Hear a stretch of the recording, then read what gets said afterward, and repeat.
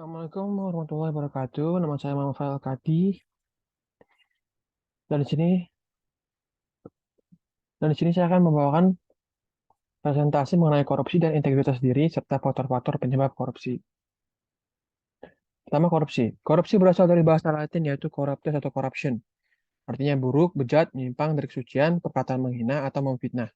Dalam Black Law Dictionary di modul tindak pidana korupsi KPK, korupsi adalah suatu perbuatan yang dilakukan dengan sebuah maksud untuk mendapatkan beberapa keuntungan yang bertentangan dengan tugas resmi dan kebenaran-kebenaran lainnya. Sesuatu berbuatan dari suatu yang resmi atau kepercayaan seseorang, yang mana dengan melanggar hukum penuh kesalahan memakai sejumlah keuntungan untuk dirinya sendiri atau orang lain yang bertentangan dengan tugas dan kebenaran-kebenaran lainnya. Lalu ada integritas diri. Integritas diri adalah konsep konsistensi tindakan, nilai, metode, ukuran, prinsip, harapan, dan hasil. Dalam etika, integritas dianggap sebagai kejujuran dan kebenaran atau ketepatan tindakan pada diri seseorang. Salah satu ahli memberikan definisi integritas sebagai tiga hal yang selalu dapat kita amati, yaitu memenuhi komitmen, menunjukkan kejujuran, dan mengerjakan sesuatu dengan penuh konsisten. Bertindak dengan integritas berarti memastikan bahwa setiap keputusan dibuat berdasarkan prinsip etika dan moral yang menyeluruh. Kepercayaan, kehormatan, dan kejujuran adalah elemen kunci dari konsep integritas. Lalu ada faktor-faktor penyebab korupsi. Perbuatan korupsi termasuk sebagai perbuatan yang tidak menyenangkan dan bisa merugikan orang lain. Korupsi diatur dalam Undang-Undang Nomor 28 Tahun 1999 tentang penyelenggara negara yang bebas dari korupsi, kolusi dan nepotisme, Undang-Undang Nomor 31 Tahun 1999 tentang pemberantasan tindak pidana korupsi, serta UU Nomor 320 Tahun 2001 tentang perubahan atas Undang-Undang Nomor 31 Tahun 1999 tentang pemberantasan tindak pidana korupsi. Korupsi bisa terjadi di mana saja, entah di kantor, pemerintahan, pendidikan, bahkan di lingkungan keluarga. Belajar tentang anti korupsi dapat dipelajari sejak dini, karena korupsi tidak hanya masalah uang, waktu juga dapat dikorupsi dan merugikan orang lain. Berikut faktor-faktor penyebab korupsi. Yang pertama adalah faktor internal penyebab korupsi, yaitu sifat serakah manusia. Faktor internal penyebab terjadinya korupsi yang pertama yaitu karena adanya sifat serakah manusia. Setiap manusia memiliki sikap serakah, selalu merasa tidak berkecukupan dan memiliki hasrat besar untuk memiliki segalanya. Jika tidak dapat mengendalikan diri, maka korupsi akan terjadi dari diri sendiri.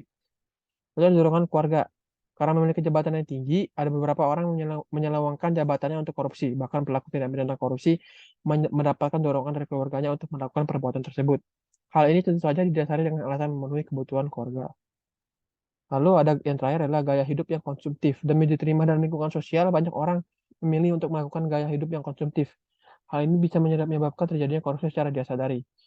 Perilaku konsumtif adalah perilaku yang suka membeli barang-barang tidak penting dengan harga yang mahal maupun ekonomis. Perilaku ini dilakukan untuk memenuhi semua keinginan yang sementara.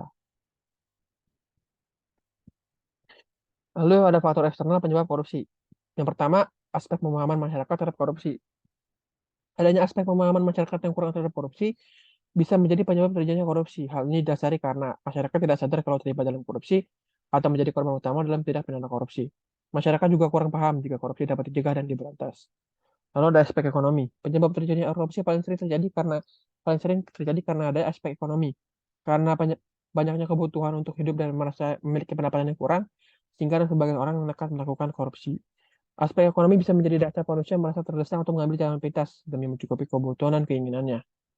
Dan lalu yang ketiga ada aspek politis. Aspek politis dapat menyebabkan terjadinya korupsi. Tindakan ini dilakukan karena memiliki jabatan atau kekuasaan yang tinggi di pemerintahan. Demi mempertahankan jabatan dan memenangkan urusan politik, maka banyak orang melakukan tindakan korupsi. Dan yang terakhir adalah aspek organisasi. Sebab terjadinya korupsi yang terakhir yaitu karena adanya aspek organisasi. Biasanya hal ini akan didukung karena organisasi tersebut tidak memiliki aturan yang kuat. Organisasi juga tidak memiliki pemimpin yang dapat diteladani. Parahnya, organisasi tidak memiliki lembaga pengawasan dan sistem pengendalian manajemen yang lemah. Sekian presentasi dari saya. Sekiannya mohon maaf. Assalamualaikum warahmatullahi wabarakatuh.